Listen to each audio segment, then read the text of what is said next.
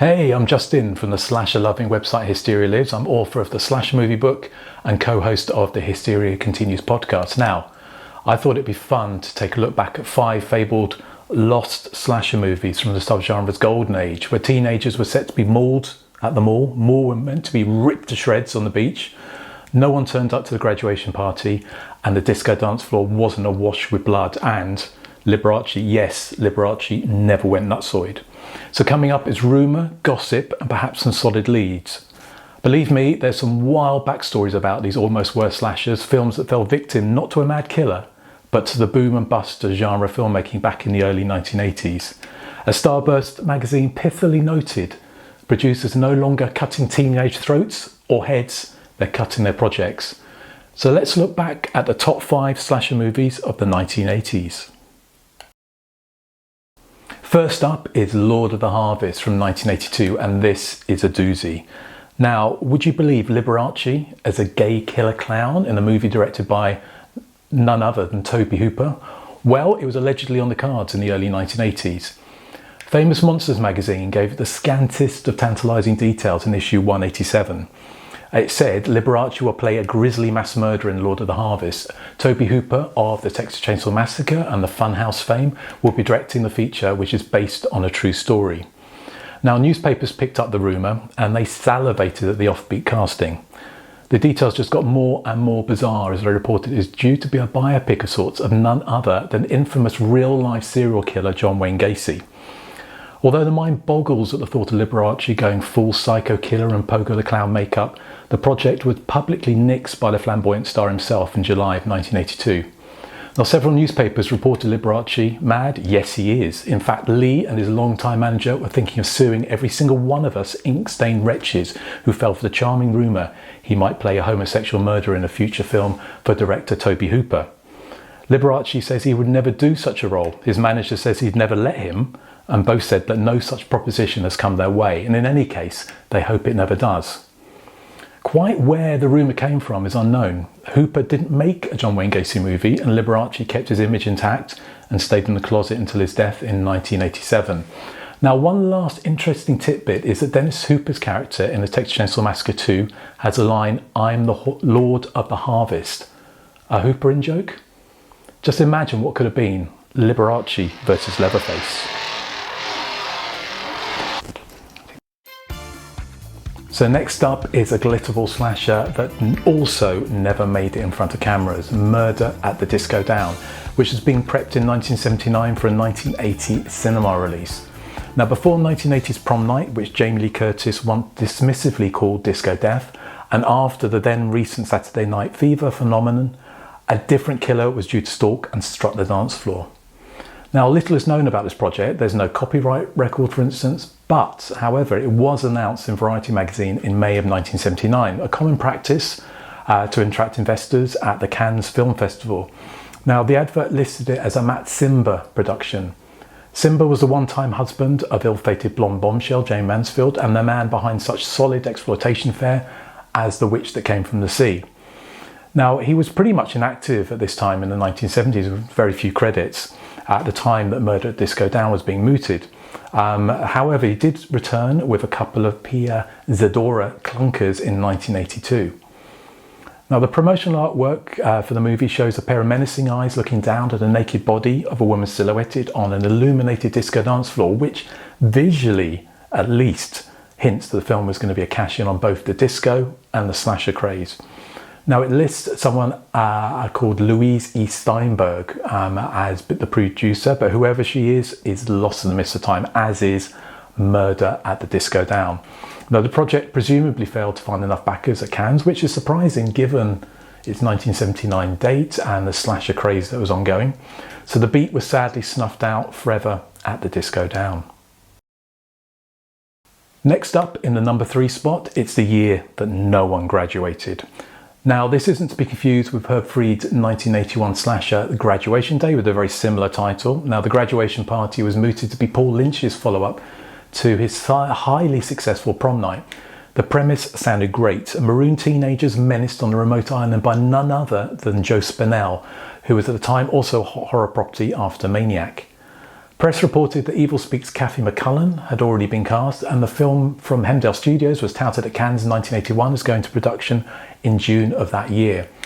Starburst magazine called it Prom Night meets the island in a blue lagoon as part of their Cannes report.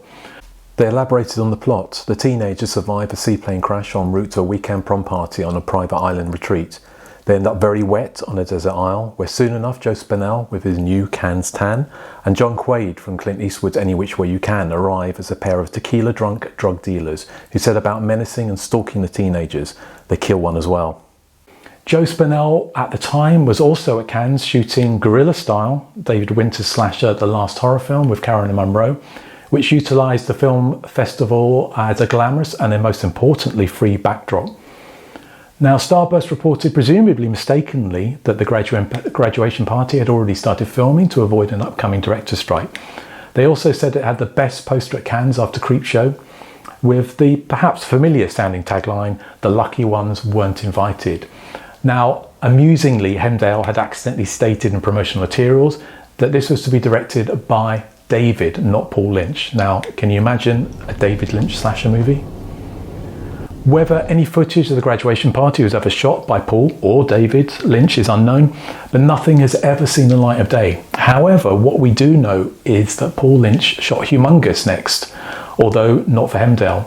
Sans both Spinell and McCullen, it shared the kind of remote island setting, but had a perhaps more typical slasher storyline, which was released in 1982.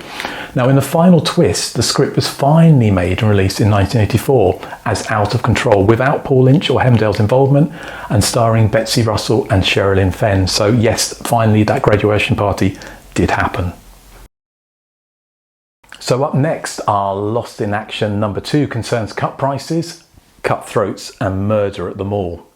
Now, predating the slasher The Initiation, semi-slasher Chopping Mall, and the later slasher Phantom of the Mall Eric's Revenge, 1981's The Mall was another Hemdale slasher that never was. And what a pity, because it sounded killer. It was also announced with some ballyhoo at Cannes in 1981 and was being promoted as very much cut from the same cloth as Sean S. Cunningham's Friday the 13th, which of course had been the big summer blockbuster, horror blockbuster of 1980.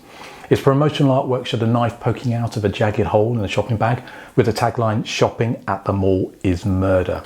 Now, scant plot details were reported by Starburst magazine, suggesting that the story concerned a group of partying teens at a mall after everyone else had gone home for the night, where they are subsequently picked off one by one by a deranged killer who has escaped recently from an asylum after killing his parents when he was a child, and of course has made the mall his home. At the time, director George Cosmatos enthusiastically described why he thought this concept would hit a nerve with global audiences. He said, "The mall background is so similar worldwide that I expect moviegoers from Bangkok to Kyoto to Helsinki to Naples to be equally familiar with such complexes, and thus to experience the same kind of shocks and terror from the action drama they'll be watching. The setting will be like another actor in the picture," he said. Cosmatos, who went on to direct Rambo First Blood Part 2 in 1985, boasted such set pieces as murder in the lingerie department, and another where a teen is decapitated in a bowling alley, and I think we can probably guess what happens to that severed head. He also promised innovative camera tricks get in on my character's atmosphere and thus create frightening visual experience, whatever that meant.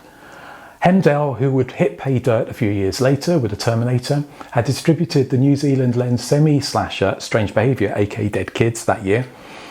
Now, Starburst magazine did tantalisingly report that the mall was currently before cameras, although in contrast, they also stated the role of the killer had not yet been cast. So if any footage was shot and principal photography was due to commence on June the 15th, a month after Cannes, it has sadly never seen the light of day. So the lights came on, but never came back on at the mall. And now for our number 1 slasher, and this one was going to be in 3D. It's a story where teens were hunted by a pre-Freddy killer with blades for fingers, but unlike the others on this list, this one is actually set to come back from the dead, which is very exciting news. So stick around to the end of the video to find out more. So a little bit of background. In October of 1918, at the height of slasher movie mania, it was reported by Box Office magazine that Seymour Board and Associates had acquired the rights to a screenplay by Michael Johnson called Ripped to Shreds.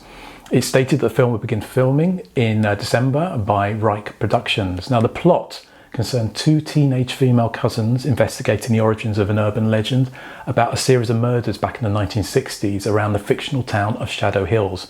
Along with their hapless boyfriends, they discover it wasn't an urban legend at all, and with shades of Carrie, the surviving girl from those murders now lives with an overbearing religious zealot of a father. They also discover that their cheerleader friend was actually murdered rather than died in a car accident, as they believed, after she and her boyfriend visited Shadow Hills after a beach party.